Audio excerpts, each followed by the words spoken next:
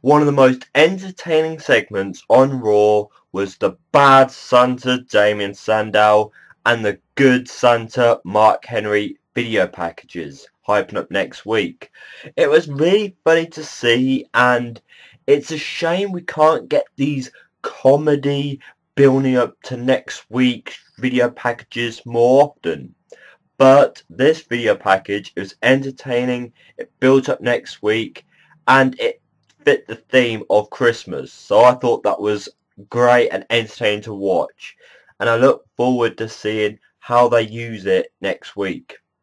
Now we get to the opener of Monday Night Raw, where we had Randy Orton, the new champion, which was great to see because the prediction of John Cena going into the build-up to WrestleMania as champion was haunting many people's minds.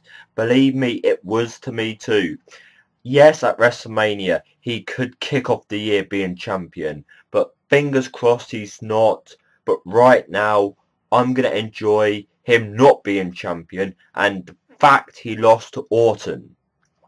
And basically, he eventually, John Cena, who's on the ramp with the rest of the locker room, he basically interrupts Randy Orton's promo and pretty much buries Orton by saying yada yada yada. You go on and on and on, and we're just going to give your next championship match or feud back to Daniel Bryan because John Cena respects the fact that he lost.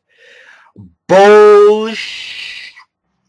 Then we get to Rey Mysterio and the Big Show because we got that pairing of a tag team because the Big Show being involved in the main event storyline has finished. Big Show's had his moment in the sun for now before he gets put back there. And Rey Mysterio, we all want the best for Rey Mysterio because of his performances in the past, but now maybe because of injury, they give him a lighter schedule, or maybe the plan originally was to bring him to lower than the main event scene. But they defeat the tag team champions in a non-title match, possibly building up a rematch for the championships at a later pay-per-view. Dolph Ziggler beats Fandango. I don't know. Fandango, I can accept that he's pretty much going down. Ziggler, I'm just sorry. WWE, you had Ziggler up there with Cena. If things went better there, maybe Ziggler would be better here. But moving on. Finally, Brodus Clay turns on Sweet Tea, Prince Albert, whatever you want to freaking call him, and he steps away during the match to allow Ryback and Curtis Axel to pick up the win. The match they're only going to win for a couple of weeks, months. That tag team, I don't even know why they're still together.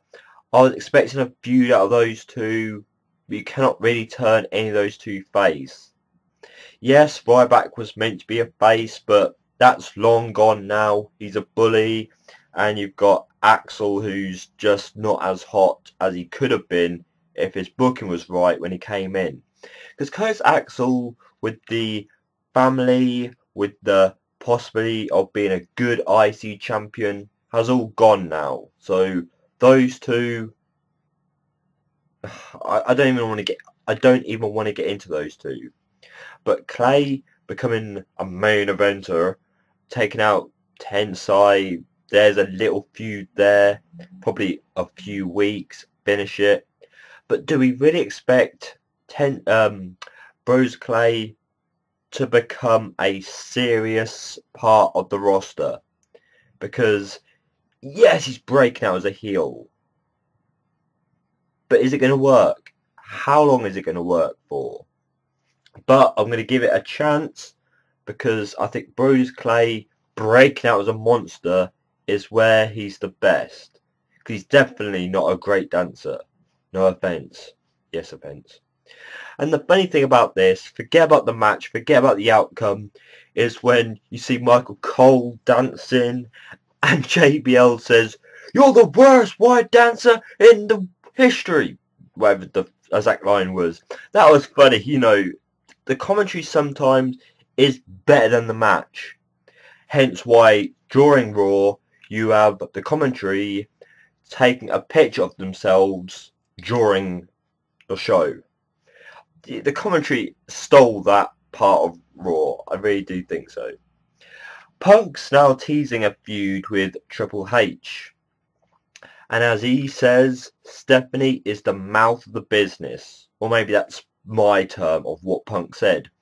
Because we got what's best for business, Triple H, the mouth of business, Stephanie. Triple H should be the one in charge running things.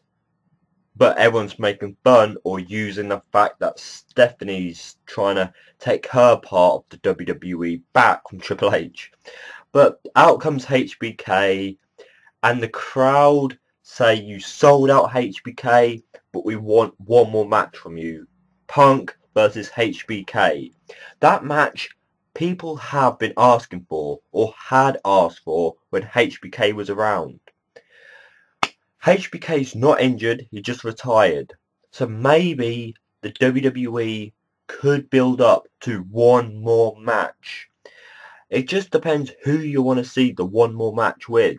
HBK and Daniel Bryan, HBK and CM Punk. Because of the main event, which I will get to, it looks like they may be moving away from HBK and Daniel Bryan and moving on to HBK and Shawn Michaels. But which match is better? There's only one way to find out. Fight! Harry Hill for the win. And he basically brings out the next match, which is CM Punk and drumroll please. I don't know why they drumrolled this. The choices of tag team partners were quite bland, even though I do like the Who Souls. But the match comes down to the Shield defeating them, like they should. The Shield, I really was disappointed with this match. I really was. The Shield weren't the dominant tag team that they should have been all along. They're starting to slip up a bit. They didn't follow up on the pay-per-view very well when Reigns speared Ambrose, yada yada yada. They kind of accepted that happened and moved on. I want to see the continuation breaking of the Shield, but that does not mean the Shield have to start to look weak when they're in a match. I just felt that this was too face orientated for my liking. AJ, Tamina, Alicia Fox defeated Natalya and the Bellas. That was absolutely stupid, WWE. Natalya was the last strong, likeable diva that you could have given the championship to. Yeah, but they may get a rematch at Royal Rumble. Yes, it's the bigger pay-per-view, but AJ's already beat her now. It was just ridiculous. I'm sorry, the Divas division's not interesting me. Now we get to a Daniel Bryan mention from the Wyatt family. Bray Wyatt knows what he's got to do. When he held Daniel Bryan in his arms, well done Wyatt family for defeating Daniel Bryan, and he's talking to a rocking chair. So maybe this rocking chair represents Abigail's favourite chair, where she would sit and talk to Bray Wyatt, control him in some ways. But it's just continuation of storyline to what Bray might be moving on to next. But talking about Bray Wyatt, the Wyatts did not get involved in the main event, which I was really expecting. Even though we still got the low blow from Randy Orton, I think the Wyatts still wanting to capture Daniel Bryan, screw him in a way, put him back to the Wyatt family, or even help help Bryan to win, even though he doesn't need it, because as it's been labelled tonight on Raw, Orton has not beat Daniel Bryan clean. I was just expecting more from the Wyatts. Overall, with John Cena coming out at the end to save Daniel Bryan from probably an Orton attack, it looks like at the Rumble there'll be a triple threat. Which out of all three, Daniel Bryan coming back to the main event, yes, yes, yes, but he keeps coming in the main event, out, in, out, you shake it all about. Sorry. So we'll just have to see what comes next week, the Christmas special. Thank you very much for watching, people. Tune in for the rest of this week where there'll be more reviews, Q&A, and all I can say is, people, have a great week, great weekend, and as always, keep smiling, and goodbye.